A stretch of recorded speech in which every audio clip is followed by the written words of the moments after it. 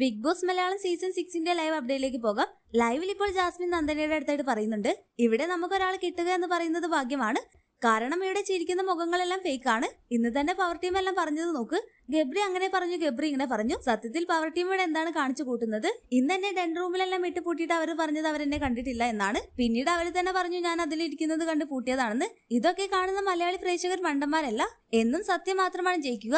ഇനി ഞാൻ ഇവിടുന്ന് തോറ്റു പോവുകയാണെങ്കിൽ ഞാൻ നല്ല അന്തസ്സോട് കൂടി പോകുമെന്നെല്ലാം അങ്ങനെ ജാസ്മിനോട് പറയുമ്പോൾ നന്ദന പറയുന്നുണ്ട്, ചേച്ചി പറയുന്നതെല്ലാം ശരിയാണ്. കാരണം പുറത്തുനിന്ന് നോക്കുന്ന പോലെയല്ല ഉള്ളിൽ നടക്കുന്നത്. ഞാൻ അന്ന് ടാർഗറ്റ് എല്ലാം ചെയ്തുകൊണ്ട് ലാലേന്റെ എപ്പിസോഡിൽ മാലയിലിട്ടത് തെറ്റാണെന്ന് എനിക്ക് തോന്നുന്നു.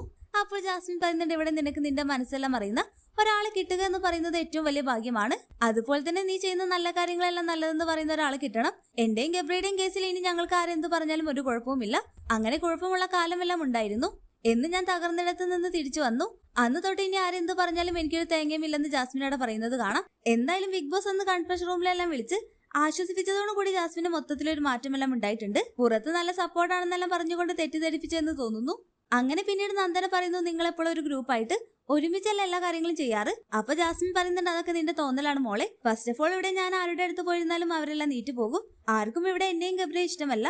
പിന്നെ ഞങ്ങൾ എന്ത് ചെയ്യാനാണ്? ഇവിടെ എനിക്ക് ആകെ കണക്ഷൻ ഉള്ളത് ഗബ്രിയുമായിട്ടാണ്. അപ്പോൾ നന്ദന പറയുന്നു, ഇവിടെ ഇരിക്കുന്നതും ഇരിക്കാത്തതും നിങ്ങളുടെ ഇഷ്ടമെന്നെല്ലാം പറയുന്നത് നന്ദനയാണ് ലൈവിൽ കാണിക്കുന്നത്. എന്തായാലും നന്ദനയുടെ മുന്നിൽ ജാസ്മിൻ തന്നെ വളരെ നന്നാക്കാനായിട്ടെല്ലാം നോക്കുന്നുണ്ട്. എല്ലാം നമുക്ക് കാത്തിരുന്ന് കാണാം. ഹോട്ട്സ്റ്റാർ ലൈവ് അപ്ഡേഷൻ ചാനലിൽ ഉണ്ടാകും. ആദ്യമായി കാണുന്ന പ്രേക്ഷകർ യൂട്യൂബ് ചാനൽ സബ്സ്ക്രൈബ് ചെയ്യാൻ മറക്കേണ്ട.